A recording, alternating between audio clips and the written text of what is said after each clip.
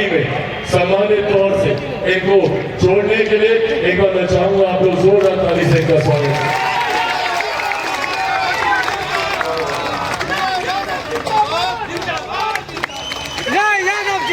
इस कार्यक्रम को सफल बनाने के लिए मैं पार्टी के तमाम पदाधिकारी साथियों का यहाँ पे धन्यवाद करता हूँ। यहाँ पर विजय जी का तो मैं धन्यवाद करता ही।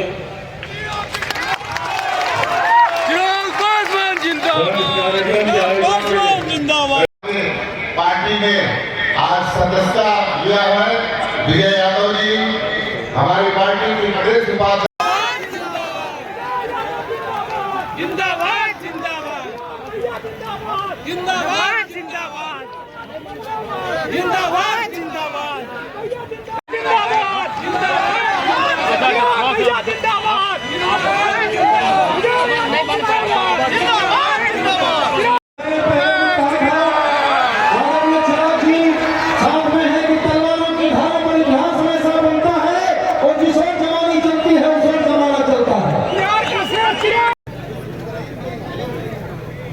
जैसी हमारी परंपरा रही है, आगे की परंपरा रही है। विजय भैया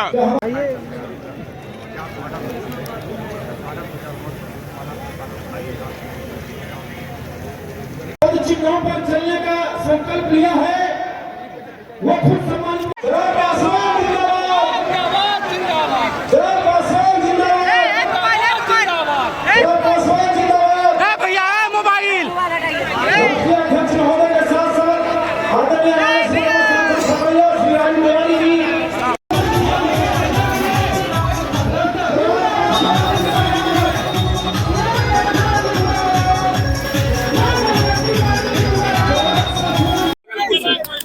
देखिए, लोक जनशक्ति पार्टी, जैसा मैंने कहा कि विस्तार पार्टी का हम लोग कर रहे हैं। ऐसे लोग जो बिहार फर्स्ट, बिहारी फर्स्ट की सोच में विश्वास रखते हैं, उन लोगों को पार्टी मजबूती से अपने साथ जोड़ रही है। जहां तक विधानसभा चुनाव की बात रही, ये गठबंधन के भीतर पहले ये तमाम बातें तय होंगी। ऐसे में पहले गठबंधन के भीतर सीटों की संख्या पर चर्चा होगी, किस दल को कितनी सीटें, उसके बाद सीटों का चयन होगा, किसके खाते में कौन सी सीट जा रही है। ऐसे में लोक जनशक्ति पार्टी रामविलास की ये सोच है कि हमारे एनडीए का कोई भी घटक दल कहीं से भी चुनाव लड़े, हम लोगों के पास हर विधानसभा में इतने मजबूत साथी होने चाहिए ताकि कोई भी घटक दल कहीं से भी चुनाव लड़े तो उसको लोक जनशक्ति पार्टी रामविलास का पूरा साथ मिले, ताकि जिस लक्ष्य के साथ एनडीए गठबंधन आगे बढ़ रहा है, 2025 में हम लोग 225 सीटें जीतने के लक्ष्य की ओर हम लोग अग्रसर हो रहे हैं। ऐसे में हर विधानसभा में लोक जनशक्ति पार्टी के संगठन का मजबूत साथियों का लाभ हमारे गठबंधन के घटक दल को मिले, इस सोच के साथ बिहार के अलग अलग विधानसभा में आने वाले दिनों में इस तरीके के कार्यक्रम आयोजित किए जाएंगे। बोलने के लिए कुछ बचा ही नहीं, अब इसमें क्या बोलना। चिराग जी, जिन चीजों को लेकर वो सवाल उठा रहे थे, परसों पार्टी के स्थापना दिवस पर गठबंधन के तमाम वरिष्ठ नेताओं ने हमारे कार्यालय पर उस कार्यक्रम में सम्मिलित होकर मुझे लगता है अपने आप इनको जवाब दे दिया। जो जिनके लिए सवाल उठा रहे थे वो भी कार्यक्रम में थे, जिस गठबंधन को लेकर सवाल उठा रहे थे उस गठबंधन के तमाम वरिष्ठ नेता, मुख्यमंत्री जी स्वयं उस कार्यक्रम में मौजूद थे। तो मुझे लगता है उस मौजूदगी ने तमाम प्रश्नों के जवाब दे दिए। पहले गठबंधन के भीतर हम लोग चर्चा करेंगे। मैं गठबंधन धन की मर्यादा को तोड़ूंगा कि अगर मैं कोई ऐसी संख्या, कितनी सीटें चाहिए, मैं सार्वजनिक तौर पे पहले करूं और गठबंधन के भीतर बाहर। गठबंधन धन की मर्यादा कहती है कि तमाम चर्चाएं पहले गठबंधन के भीतर होंगी और फिर उसको साझा किया जाए। चिराग जी, चिराग के बारे में बताया, कमाई को लुटाने की तैयारी है। ये सवाल कौन उठा रहे हैं? वो लोग जिन लोगों ने खुद भ्रष्टाचार करके बिहार को लूटने का काम किया। आज हमारे मुख्यमंत्री आदरणीय नीतीश कुमार जी जब अपनी जन कल्याण योजनाओं को लेकर जनता के बीच जाने का कार्य कर रहे हैं, आने वाले दिनों में न सिर्फ बिहार विधानसभा चुनाव की सोच के साथ, बल्कि एक मुख्यमंत्री होने के नाते हर जनप्रतिनिधि की ये जिम्मेदारी बनती है कि वो ज़्यादा से ज़्यादा समय जनता के बीच दे। पर ये लोग वो लोग हैं जो जब खुद सत्ता में होते हैं तो जनता से दूरी बना लेते हैं। ये वो लोग हैं जो अपनी गाड़ी के खिड़की दरवाजे तक खोलना ज़रूरी नहीं समझते जब ये लोग रास्ते से निकलते हैं। ऐसे में हमारे मुख्यमंत्री जी आज जब जनता के बीच जा रहे हैं तो उसके पीछे की सोच यही है कि वो जन कल्याण की योजनाएं जो जिनके लिए बनाई गई क्या वो पूर्णतः धरातल पर पहुंची कि नहीं पहुंची, या इसके अलावा जनता की और क्या समस्याएं हैं जिसको आने वाले दिनों में दूर किया जा सकता है।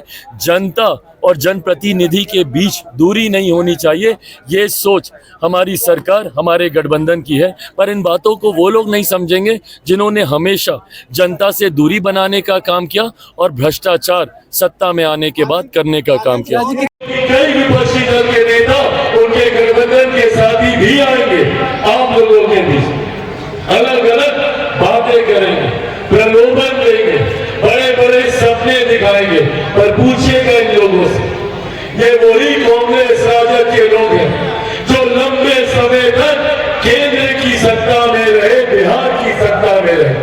आजादी के बाद सबसे ज्यादा समय तक कांग्रेस की सरकार रही, कांग्रेस के नेतृत्व वाली सरकार रही, इनके गठबंधन वाली सरकार रही।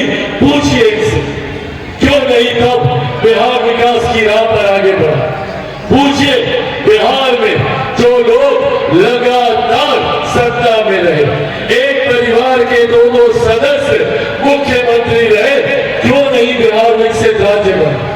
जबकि ये वो दौर था, राजद का वो समय था जब बिहार से सबसे ज्यादा पलायन, बिहार के लोगों को मजबूर किया गया अपना राज्य छोड़कर दूसरे राज्य जाने में।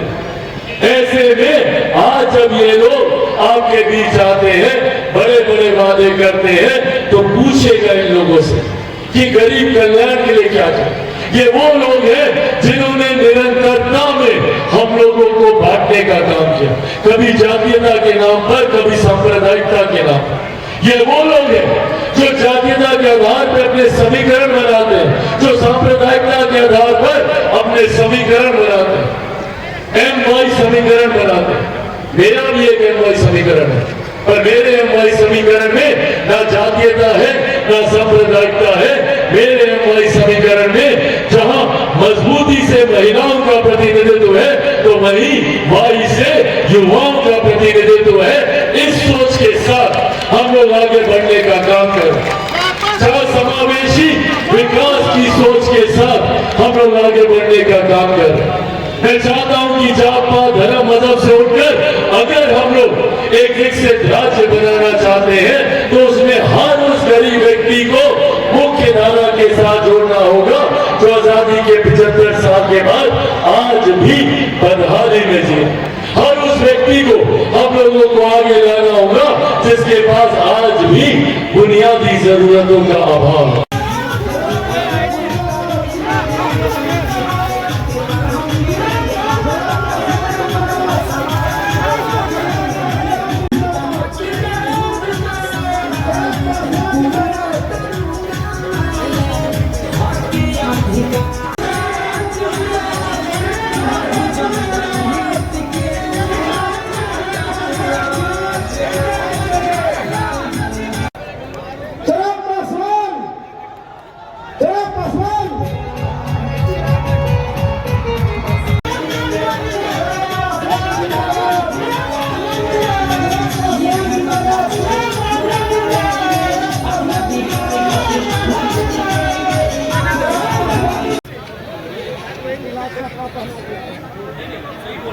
क्या बात है, मैंने पहले भी कहा था आदरणीय चिराग जी साथ में है।